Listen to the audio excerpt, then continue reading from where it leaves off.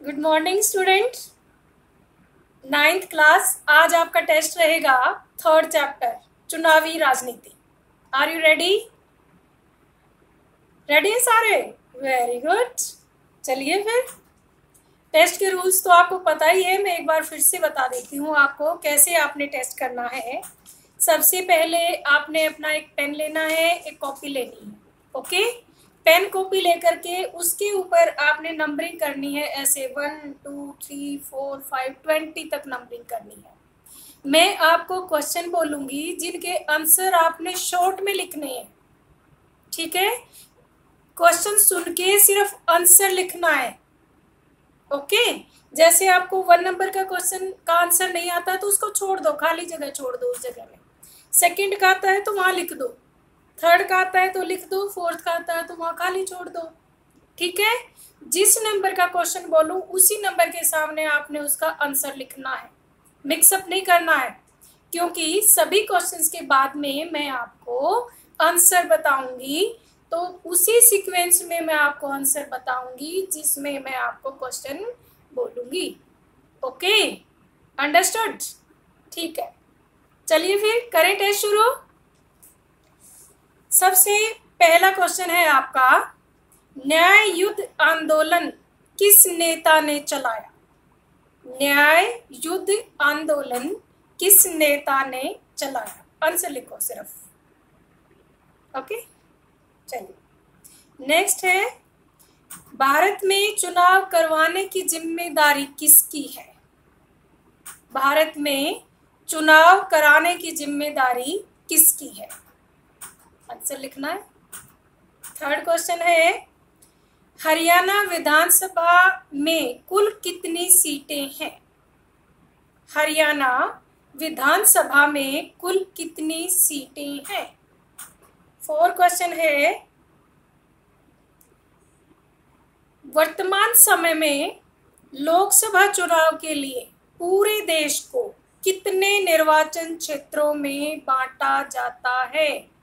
लोकसभा चुनाव में पूरे देश को कितने निर्वाचन क्षेत्रों में बांटा जाता है? अर्थात लोकसभा चुनाव में कितनी सीटों पर उम्मीदवार खड़ा होता है? ठीक है, समझ गए क्वेश्चन? आंसर लिखना सिर्फ आपको। पांचवा क्वेश्चन है, 2019 में कौन से नंबर की लोकसभा के चुनाव हुए? 2019 में कौन से नंबर की लोकसभा के चुनाव हुए? ओके, सिक्स क्वेश्चन है आपका, भारत में आम चुनाव कितने वर्ष के बाद होते हैं? भारत में आम चुनाव कितने वर्ष के बाद होते हैं? ठीक है।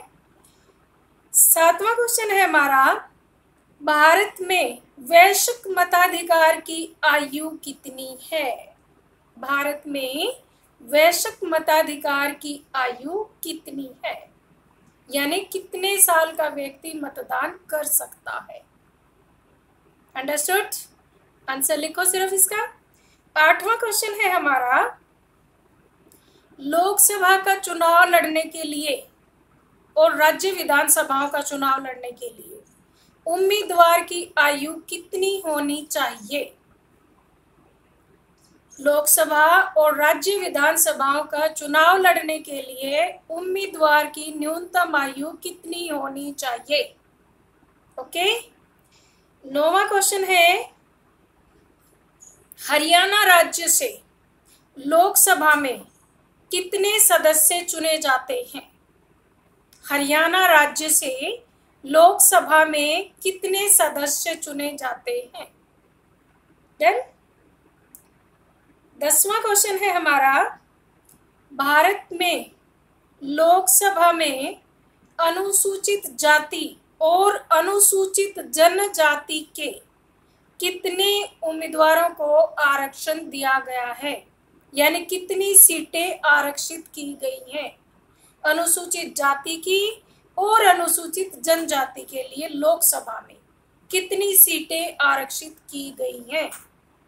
ओके। 11वां क्वेश्चन है, हमारे देश में अभी कुल कितने राज्य और केंद्र शासित प्रदेश हैं? ये क्वेश्चन तो मैं और भी बाकी टेस्ट में भी दे चुकी हूँ आपको, यू मस्ट नो। 12वां क्वेश्चन है हमारा, गरीबी हटाओ का नारा कब और किस पार्टी ने दिया? गरीबी हटाओ का नारा कब और किस पार्टी ने दिया? 13वां क्वेश्चन है, लोकतंत्र बचाओ का नारा कब और किस पार्टी ने दिया? लोकतंत्र बचाओ का नारा कब और किस पार्टी ने दिया? 14वां क्वेश्चन है आपका, जमीन जोतने वालों का नारा किस चुनाव में किस पार्टी ने दिया? क्या वो विधानसभा का चुनाव था या लोकसभा का चुनाव था, ये बताना है आपने। और किस पार्टी ने दिया था ये नारा? नारा था हमारा जमीन जोतने वालों का। ठीक है, नेक्स्ट है 15वां,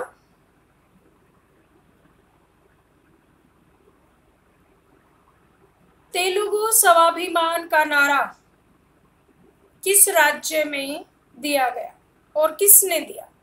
तेलुगु स्वाभिमान का नारा किस राज्य में दिया गया और किसने दिया? ओके। 16वां क्वेश्चन है, वर्तमान लोकसभा में महिला सदस्यों की संख्या कितनी है? वर्तमान लोकसभा में महिला सदस्यों की संख्या कितनी है? 17वां क्वेश्चन है, भारत के वर्तमान प्रधानमंत्री कौन है? भारत के वर्तमान प्रधानमंत्री कौन है? लिख लिया? ओके। 18वां क्वेश्चन है बच्चों, हरियाणा के मुख्यमंत्री कौन है? हरियाणा के मुख्यमंत्री कौन है? लिखो, हरियाणा के मुख्यमंत्री कौन है? आंसर लिखना सिर्फ। 19वां क्वेश्चन है हमारा,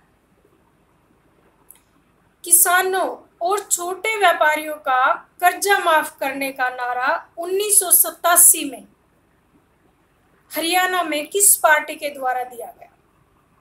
किसानों और छोटे व्यापारियों का कर्जा माफ करने का नारा किस पार्टी ने दिया हरियाणा में? 1987 के चुनाव की बात है, बिल्कुल आपकी बुक के स्टार्टिंग में ही दे रखा है ये। डन हो गए यहाँ तक? ठीक है, तो आइए अब इनके आंसर टैली कर लेते हैं हम। ध्यान दीजिए, पहले क्वेश्चन पे ध्यान दीजिए आप। फर्स्ट आंसर देखिए, न्याय युद्ध आंदोलन किस नेता ने चलाया था? चौधरी देवीलाल ने। आंसर क्या होगा पहले का? चौधरी देवीलाल। हो गया? ओके। सेकंड है, भारत में चुनाव कराने की जिम्मेदारी किसकी है? चुनाव आयोग की। किसकी है चुनाव कराने की जिम्मेदारी? चुनाव आयोग। तीसरा है, हरियाणा विधानसभा में कुल कितनी सीटें हैं? 90। आपको बाकी चैप्टर की वीडियोस देखोगे तो ये सारे क्वेश्चन उसमें भी मिलेंगे आपको, 2 वीडियो में मैंने दे रखा आपको। चौथा है, वर्तमान लोकसभा चुनाव में पूरे देश को कितने भागों में, कितने निर्वाचन क्षेत्रों में बांटा जाता है? यानी कितनी सीटों पर चुनाव होते हैं लोकसभा के? 543, 543, 543 आंसर है चौथे का। पांचवा क्वेश्चन है, 2019 में कौन सी लोकसभा के चुनाव हुए?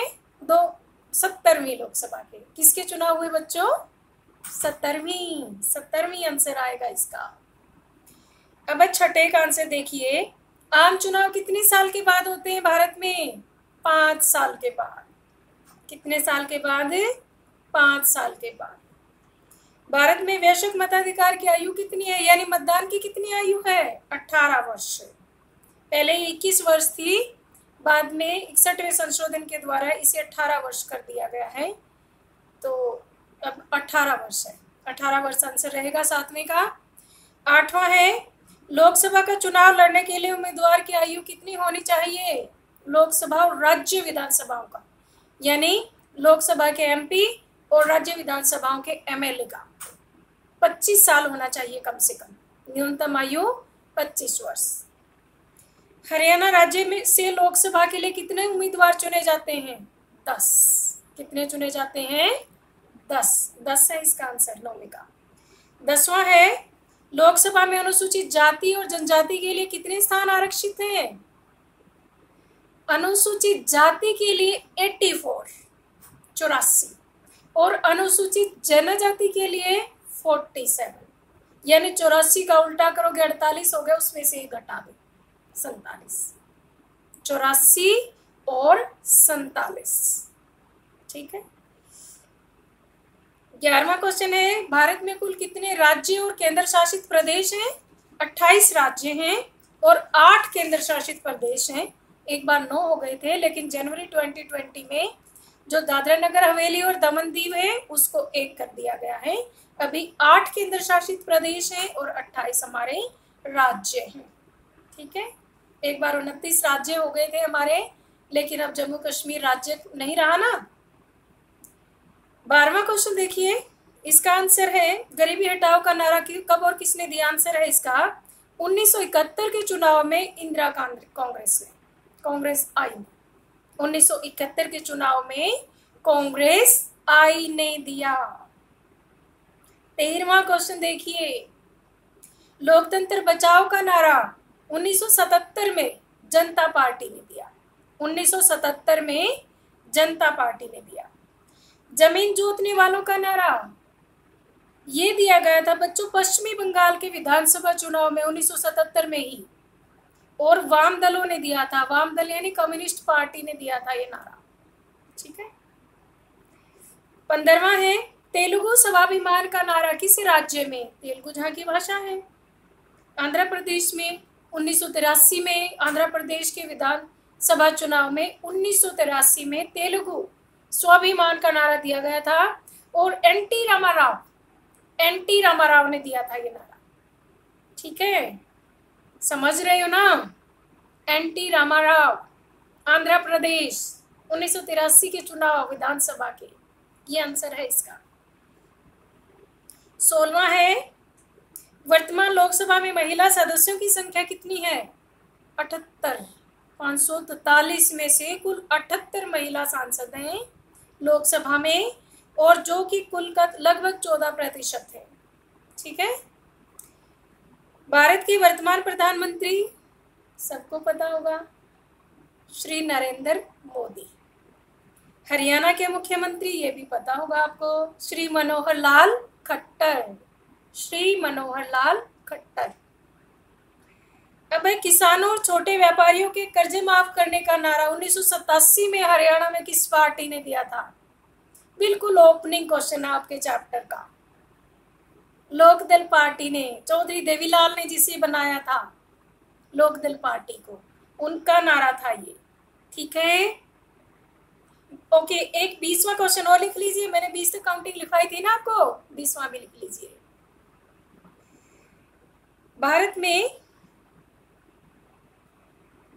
वास्तव में किसका शासन होता है? वास्तव में किसका शासन है? जनता का। आंसर क्या होगा इसका? जनता का, क्योंकि जनता के द्वारा चुने गए प्रतिनिधि ही शासन चलाते हैं, तो अल्टीमेटली ये किसका शासन है? जनता का। ठीक है। 20 क्वेश्चन आपके हो गए हैं। जो क्वेश्चन आपको नहीं आते थे, ईमानदारी से उनको एक बार फिर से वीडियो देखिए, हो सके तो क्वेश्चन भी लिखिए वीडियो से, और फिर उनके आंसर अपनी नोटबुक में लिख लीजिए, रिवीजन में काम आएंगे। ठीक है। I hope you will do this because it will very beneficial for you. ठीक है। अब आपने कुछ बड़े क्वेश्चंस लिखने हैं, मैं आपको क्वेश्चन बोल देती हूँ, आपने क्वेश्चन लिखने हैं, फिर वीडियो बंद करके उनके आंसर लिख देना। ओके, चलो लिखो फिर। चुनाव का क्या अर्थ है? फर्स्ट क्वेश्चन है आपका, चुनाव का क्या अर्थ है? डन। सेकंड है, उपचुनाव से आपका क्या अभिप्राय है? उपचुनाव से आपका क्या अभिप्राय है? हो गया। उपचुनाव का अर्थ लिखना है। थर्ड है, चुनाव आयोग के कार्य लिखो। चुनाव आयोग के कार्य लिखो। इसी में एक और क्वेश्चन बनता बेटा कि आप कैसे कह सकती हैं कि भारत में चुनाव आयोग स्वतंत्र और निष्पक्ष है? कारण बताएं। तो वो चुनाव आयोग के कार्य लिखोगे, उसी में आ जाएगा वो आंसर भी। ठीक है, स्वतंत्र और निष्पक्ष चुनाव आयोग का कुछ लिखना है तो भी आपने इसके कार्य लिख देने। ओके, समझ गए? तो ये दोनों क्वेश्चन लिख लेना आप, और आंसर एक ही रहेगा। ठीक है, क्वेश्चन के अकॉर्डिंग थोड़ा बहुत वर्ड्स में चेंजेस होते हैं, बाकी वही रहेगा। चौथा है, भारत में चुनाव प्रक्रिया का विस्तार से वर्णन करो। भारत में जो चुनाव प्रक्रिया अपनाई जाती है उसका विस्तार से वर्णन करना है। ओके, फिर है, निष्पक्ष और स्वतंत्र चुनाव के समक्ष क्या क्या चुनौतियां हैं? पांचवा क्वेश्चन है हमारा, स्वतंत्र और निष्पक्ष चुनाव के समक्ष क्या क्या चुनौतियां हैं? चुनौतियां लिखनी है इसमें हमने। ठीक है, छठा क्वेश्चन है, लोकतांत्रिक चुनाव के लिए जरूरी न्यूनतम शर्तों का वर्णन करें। जरूरी न्यूनतम शर्तों का वर्णन करें। ठीक है, अब सातवां क्वेश्चन है, आचार संहिता का अर्थ लिखना है और चुनाव धांधली, इन दोनों से आप क्या समझते हैं, यानी दोनों का अर्थ लिखना है। आचार संहिता और चुनाव धांधली, यानी चुनाव गड़बड़ी, चुनाव धांधली, इनके दोनों के आपने अर्थ लिखने हैं। ठीक है, एक छोटा सा क्वेश्चन और लिख लीजिए, मतदाता के कार्य लिखो। मतदाता के अधिकार लिख लेते, मतदाता के अधिकार लिखो। ठीक है, मतदाता के अधिकार आपको पता ही होगा, मतदाता क्या क्या कर सकता है। ओके, तो आई होप आपने सभी क्वेश्चन लिख लिए होंगे। अब बड़े कूल माइंड से बैठ करके इनके आंसर लिख लीजिए, और आंसर लिख के मुझे व्हाट्सएप पे सेंड करने हैं चेकिंग के लिए। ठीक है, ऑल द बेस्ट।